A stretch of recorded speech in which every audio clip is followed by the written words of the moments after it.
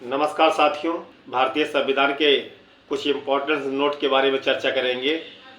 यह एग्जाम के दृष्टि से बड़ा ही महत्वपूर्ण भूमिका अदा करेगा। साथियों, आज का टॉपिक है मूल अधिकार। मूल अधिकार के बारे में आज हम आपके समक्ष इम्पोर्टेंट बिंदुओं पर चर्चा करेंगे। तो बिना किसी देरी किए साथियों, मूल अधिकार के बारे में प्रावधान भारतीय संविधान के भाग 3 तथा अनुच्छेद 12 से 35 तक में किया गया है। भारतीय संविधान में कुल मिलाकर के 6 प्रकार के मूल अधिकार बताए गए हैं।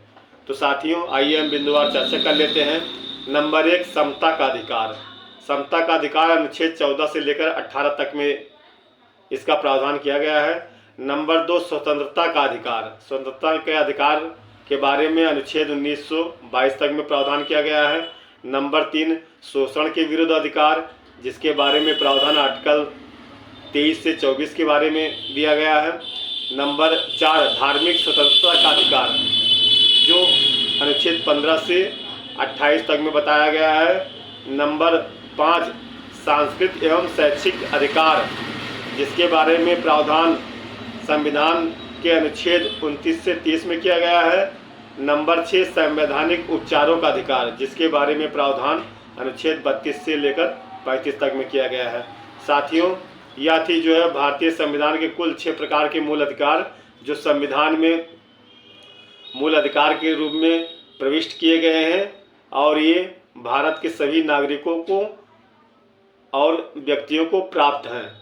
यहाँ तक कि विदेशी व्यक्तियों को भी अनुच्छेद 14 और कुछ महत्वपूर्ण मूल अधिकार उसको प्रदान किए गए हैं। साथियों, अब आइए हम राज्य के निदेशक तत्व के बारे में शॉर्ट में चर्चा कर लेते हैं।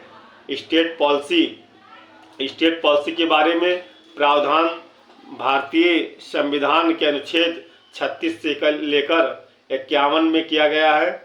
साथियों, अनुच्छेद 36, 12 और 152 में राज्य शब्द के अंतर्गत कौन कौन आते हैं, इसके बारे में प्रावधान है। साथियों, राज्य शब्द के बारे में आइए हम राज्य के बारे में पता करें कि राज्य किसे कहते हैं। राज्य शब्द के अंतर्गत, स्टेट शब्द के अंतर्गत कौन कौन आते हैं। तो साथियों, नंबर 1, स्टेट शब्द के अंतर्गत नंबर 1 संसद, नंबर 2 विधानमंडल, नंबर 3 केंद्रीय सरकार, नंबर 4 राज्य सरकार, नंबर 5 स्थानीय प्राधिकारी और नंबर 6 अन्य प्राधिकारी आते हैं। अन्य प्राधिकारी के अंतर्गत साथियों आपको बता दें कि अन्य प्राधिकारी के अंतर्गत माना गया है और विश्वविद्यालय, इसको भी राज्य माना गया है। तो साथियों, अन्य प्राधिकारी के अंतर्गत नगरपालिका और विश्वविद्यालय, इनको राज्य माना गया है। राज्य शब्द के अंतर्गत जीवन बीमा निगम को भी राज्य माना गया है। तो साथियों, एनसीईआरटी एक ऐसा वो है कि जिसको राज्य नहीं माना गया है। अन्य प्राधिकारी साथियों, एनसीईआरटी अन्य प्राधिकारी के अंतर्गत एनसीईआरटी को राज्य नहीं माना गया है। साथियों, टेक राज्य बनाम भारत संघ में या इस मामले में ऑनरेबल सुप्रीम कोर्ट द्वारा यह जजमेंट डिलीवर्ड किया गया था कि एनसीईआरटी को अन्य प्राधिकारी के अंतर्गत राज्य नहीं माना जा सकता। तो साथियों, अब हम आपको स्टेट पॉलिसी, क्या क्या स्टेट पॉलिसी हैं, इस बारे में चर्चा करेंगे। शॉर्टकट में आपको बताते चलें कि स्टेट पॉलिसी के अंतर्गत क्या व्यवस्था की गई है, क्या क्या व्यवस्थाएं स्टेट पॉलिसी है। तो स्टेट पॉलिसी है, नंबर 1 लोक कल्याण की अभिवृद्धि के लिए सामाजिक व्यवस्था बनाना। नंबर 2 सभी नागरिकों को रोजगार के साधन उपलब्ध कराना। नंबर 3 पुरुषों और स्त्रियों को समान कार्य के लिए समान वेतन देना। नंबर 4 न्याय,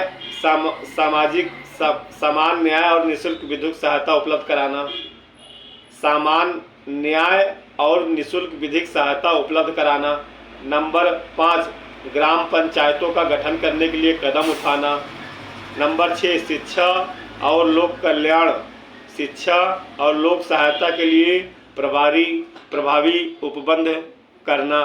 नंबर 7 प्रसूति सहायता उपलब्ध कराना। कर्मकारों को काम दिलाना। उद्योगों में कर्मकारों के भाग लेने के लिए ठोस कदम उठाना, नागरिकों के लिए एक समान सिविल संहिता प्राप्त कराने का प्रयास करना, दलित एवं पिछड़ों की शिक्षा एवं धन संबंधी हितों की रक्षा तथा अभिवृद्धि करना, लोगों के जीवन स्तर को ऊंचा उठाना, कृषि और पशुपालन को संगठित करना, दुधारू जानवरों की रक्षा करना और उनके वध पर रोक लगाना। साथियों, राष्ट्रीय महत्व वाले स्मारकों, स्थानों एवं वस्तुओं का संरक्षण करना भी स्टेट पॉलिसी के अंतर्गत आता है। कार्यपालिका को न्यायपालिका से अलग करने का प्रयास करना तथा अंतर्राष्ट्रीय शांति और सुरक्षा की अभिवृद्धि करना, ये सब ऐसे टॉपिक हैं, बिंदु हैं जो स्टेट पॉलिसी के अंतर्गत आते हैं। तो साथियों, यहाँ ध्यान देने वाली बात यह है कि राज्य के नीति निर्देशक तत्व को किसी न्यायालय द्वारा प्रवर्तित नहीं कराया जा सकता। State policy can not be enforceable by any court of India as per article 37 of the constitution of India.